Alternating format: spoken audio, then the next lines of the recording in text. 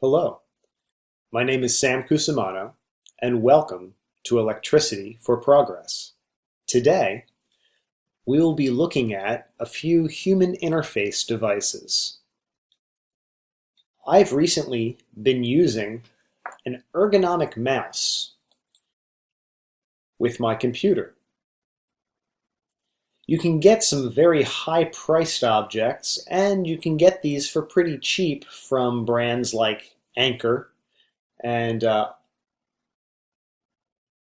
pretty smooth. By holding the mouse vertically, your wrist has less tension than when dealing with a horizontal or flat mouse and twisting your wrist to sit on top of the mouse. I've really enjoyed having a vertical mouse on my desktop, but I really haven't liked having the wire. So today, what I'm going to do is take the insides from this Bluetooth mouse. It's a small, simple, battery-backed Bluetooth mouse, 2 AAA batteries, and it has a forward, backward, left, right click, a DPI button to control the resolution, of course your standard scroll wheel, and a couple click wheel underneath that. What I'm going to do is use one of these vertical mice, and I have one that's not a wired version. I have one that is a 2.4 gigahertz wireless setup. If we can focus in on that.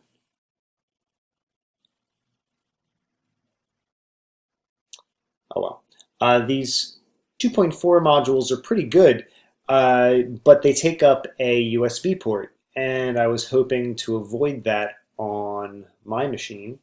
So what I'm going to do is disassemble this guy and see if I can figure out how to fit it into one of these ergonomic cases. So also, just as a note, current build costs are $8 for this Bluetooth mouse, and I spent, I believe, $12 for the RF wireless version from Anker of this vertical mouse. So let's see how this guy comes apart.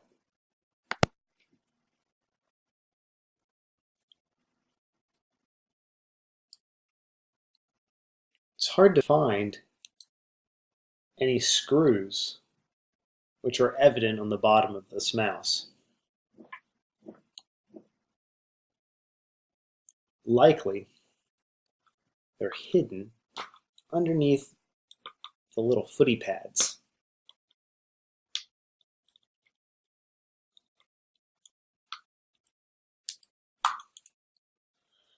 Well, sadly, there's definitely no screw underneath there. Well, rather than risk the rest of the pads, let's see if we can't just pry this guy open. With a guitar pick or a plastic splonger prying tool, I'm going to try to pop in between the bottom and top pieces of the mouse. It feels like there must be a screw somewhere in the back. But I don't see it when I look into the device. I'm not really that interested in saving the shell of this, and while I'd love to, oh wait, maybe if we try and pry back the pretty top casing, there we go. This might reveal a screw.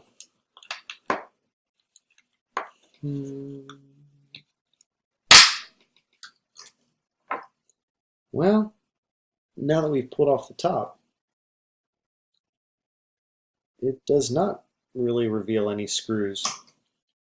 So that really tells me the best bet to open this device will be to pull it real hard. And what we're left with looks like I've broken the bottom of the board.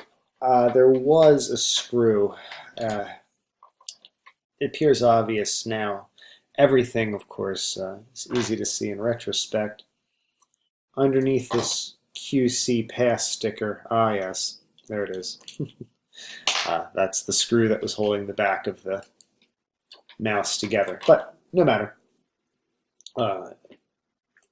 We've opened up the case, and so here we have the lens, which directs an LED's light in, through, to highlight the surface. Here we have our battery pack, which will just be able to pop off, and then we have our little circuit board. So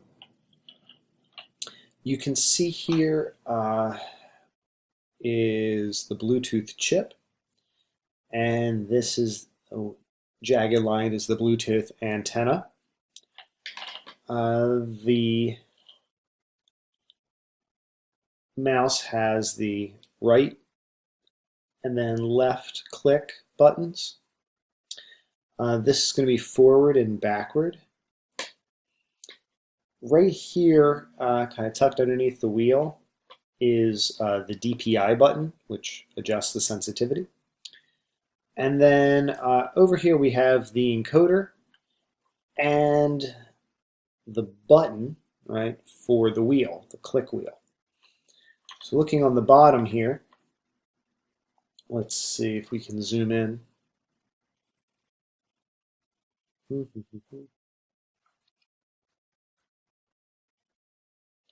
Maybe one more time. Woohoo. All right. Well, it's not impossible to see, but we have all of our traces on the bottom here, and we can see how each of the buttons connects with the main circuit board.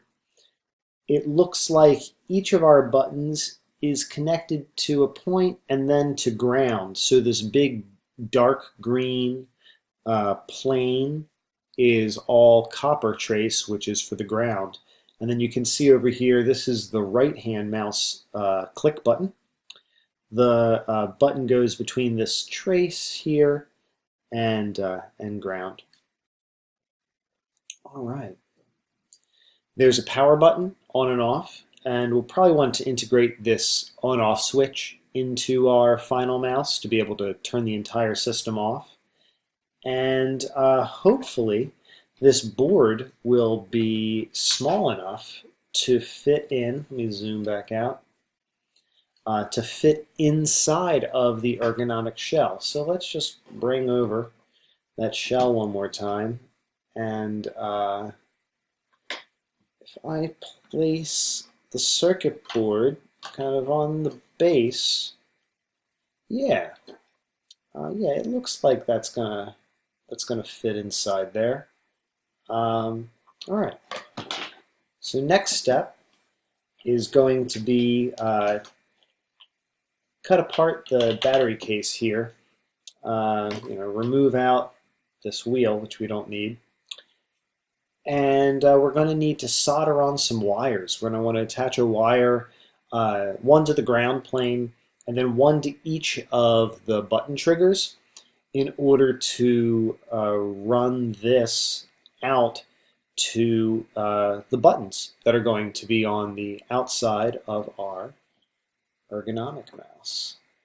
And we'll disassemble one of these ergonomic mice so you can see how these connections are all going to be made. Cool. All right, let's disassemble the wireless mouse. So it's a nice, clean, soft touch plastic shell, which, just as a note, is a little bit different. So my wired mouse has this really shiny plastic, while the wireless, the RF wireless mouse, has this kind of softer touch plastic. This is what I'm going to use for my final mouse in this project. All right, so we've got that faceplate off. What we can do is back out these screws that hold the two left and right sides of the ergonomic mouse together. Unlike your standard mouse, which only would have, a top and a bottom, the ergonomic mouse is vertical. So it's going to have three sides. It's kind of like a triangle or three-sided.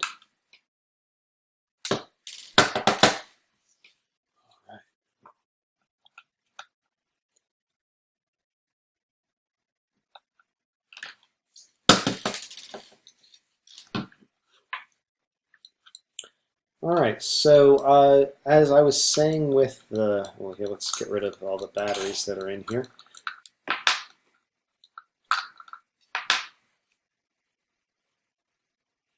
As I was saying with the other mouse, underneath the rubber pads, usually there is a hidden, there it is, screw. And this is an easy way to identify how to remove all the and then sometimes there, of course, is no screw. So when we go back to reinstall the pads at the very end, I'll be sure to put on a little bit of adhesive, not right on top of the screw, but on the sides of the pad, in order to hold everything together a little bit better. So there we go. There's one more screw, and let's see if this guy right here, there we go. There's one more screw. So let's remove all of these screws and have a look at what's going on the inside. And what we have inside of the ergonomic mouse. On one side we have this neat little stripe. It's translucent, and there's a couple spots where LEDs could potentially be stuck in, which is cool. And then on the front of the mouse, where the click wheel is, you can see these small white lines.